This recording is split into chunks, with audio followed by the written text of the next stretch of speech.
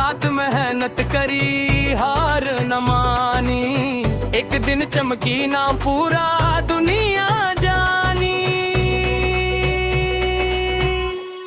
हमार भाग चली धूम मची, गरीबी से लड़के किस्मत नहीं की कच्ची।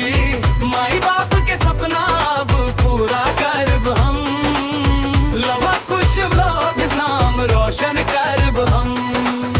लवा कुछ व्लॉग्स ना, लवा कुछ व्लॉग्स।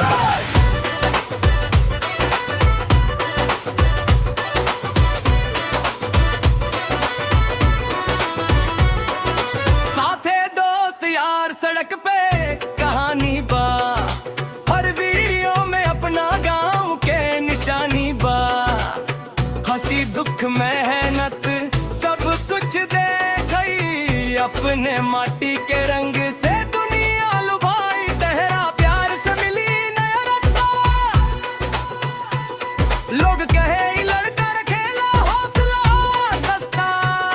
ना हम तो रोज उठी आगे बढ़ दड़हब, अपना गांव के नाम से आसमान छुअत रह।